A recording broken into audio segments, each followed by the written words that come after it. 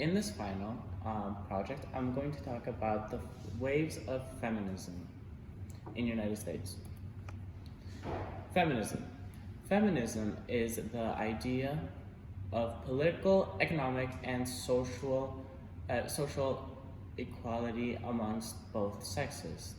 In this PowerPoint, I'm going to talk about the organized activity on behalf of women's rights and interests. Okay, so the movement was separated into different waves. The waves were the first wave that started in the late 19th century and dealt with the women's suffrage. The second wave dealt with women's equality and discrimination. And the third wave dealt with intersectionality. Currently, it's debated that we are having a fourth wave, which deals with sexual harassment, assault, and misogyny. Okay. Feminist movements are symbolized in waves. They resemble waves because they build up slowly and come to a conclusion with that buildup of a movement. The waves pictured here are reform, resistance, revolution, and restitution. Reform is described for the first wave, resistance for second, and revolution for the third. The first wave of feminism. Women at this time had no control or freedom of choice. They had no right to vote in elections. Suffrage, the right of women to vote in elections, became the goal of the movement. During this time, in 1869, two associations were formed, the National Women's Suffrage Association and the American Women's Suffrage Association. Women's suffrage. Susan B. Anthony and Elizabeth Cady Stanton founded the NWSA in New York City. The goal of this association was to promote the women's suffrage amendment to the Constitution. They wanted the right to vote, higher pay for working women, and divorce for abused wives. This movement was dealt in the national level, and Julia Ward Howe and Lucy Stone's movement was dealt in the state level. These activists insisted on pursuing just the one goal, just the main goal that they wanted, which was the right to vote. In 1969, they formed the AWSA, which was based in Boston. Their focus was on voting rights, and they did this in the state level. They ended up taking 9 Western states with full suffrage, continuing on to pursue the right to vote. Carrie Chapman Catt was the leader of NWSA, campaigning for a 19th Amendment to the United States Constitution. Catt was a visionary and predicted that women would get the right to vote last. She was referring to, when she said this, she was referring to the 3 male groups that came before women, which were foreigners, blacks, and Native Americans. From this time period in the 19th century, during this movement, a bunch of literature also came from it. An example of this is Charlotte Bronte, which was a very important literature that emerged from this wave. The book that she wrote, Jane Eyre, written by her, follows the main character of a woman in the story who follows through her tough life. When Bront first published this, she published under a man's name, so since it was unheard of for a woman to write her own book. The book was such a success that she eventually took credit for it and put her name on it. Until this day, Jane Eyre is considered a classic and is studied by many.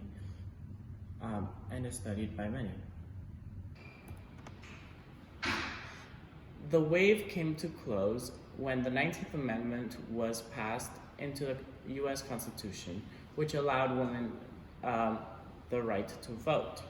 It was passed by Congress in June 4th, 1919. The second wave came to be in the mid-1960s. One of the leaders was Betty Friedan and her book, The Feminine Mystique. The Feminine Mystique dealt with the idea of wives wanting a life of their own and being independent from males in their life.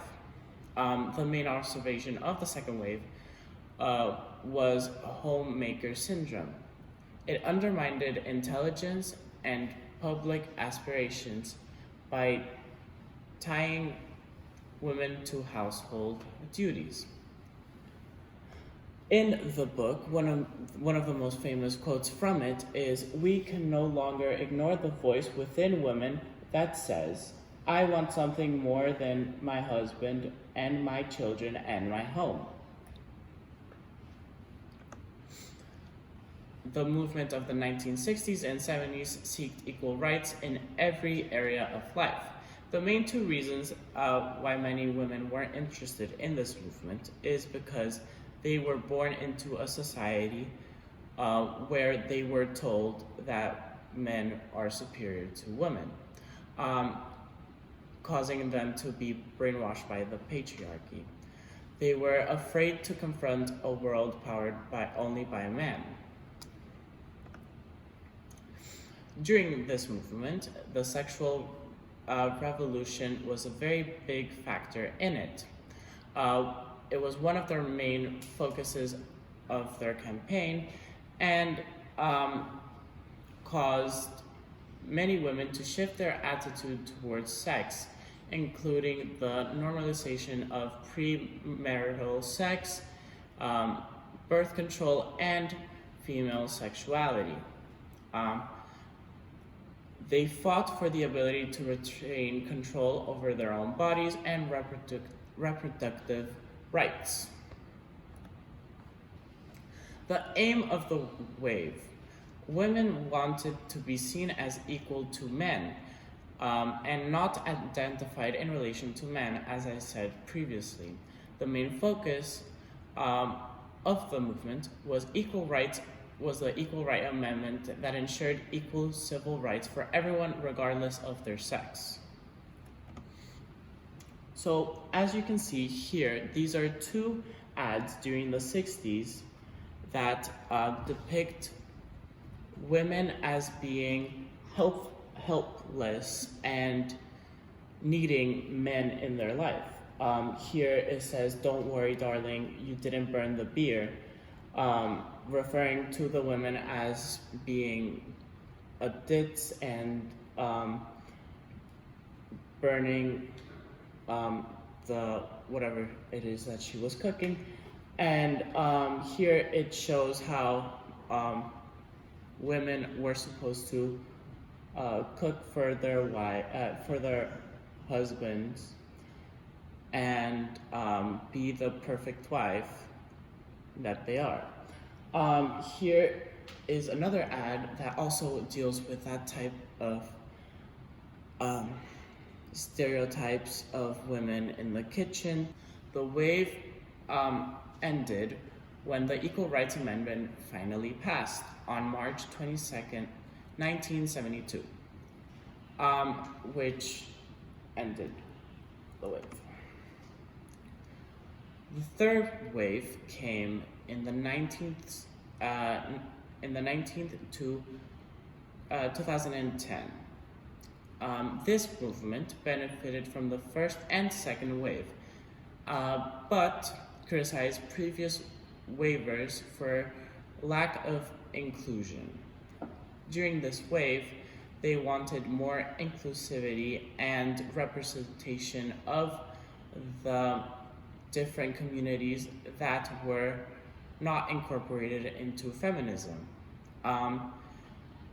Intersexuality was dealt with in this third wave, as I was just talking about, which was about understanding how the aspects of one society and politics might combine to create unique models of discrimination and extend first wave theories to all races, social classes, and sexualities.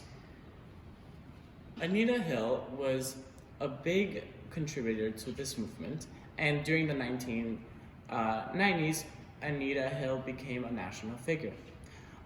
She accused a Supreme Court nominee of sexual harassment, which was one of the most famous sexual harassment claims in American history. She worked with him in the education department, and for the consequences of what came out from this was double the amount of women started reporting harassment at the workplace, and payouts from court settlement increased. All of this brought awareness to intersectionality. With this movement also came the change in popular culture, which was not seen before by the other two waves. With this, media and several forms of entertainment were affected by the use of deconstruction of category of women, by giving giving more background to different women and actual persona to them. Also came with more diversity in popular culture and suppression of racial stereotypes. An example of the success and change in popular culture is the TV show Sex and the City, which aired from 1998 to 2004. It starred only women and is one of the most watched shows even until this day. For the fourth wave, there is still speculation that we as society have entered the fourth wave of feminism, which is fueled by the hashtag #MeToo movement.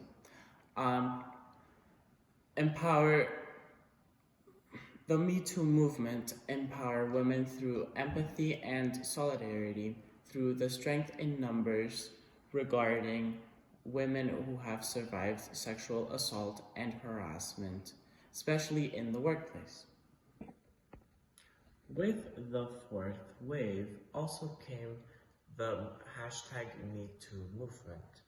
The hashtag #MeToo movement was started by the famous actress Alyssa Milano in 2017 when she spoke out about Harvey Weinstein and the sexual assaults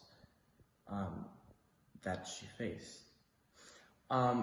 With this movement, she encouraged everyone to speak up about their own experiences, especially women who deal with this on a regular basis, and to not have fear, and that in numbers they can do more.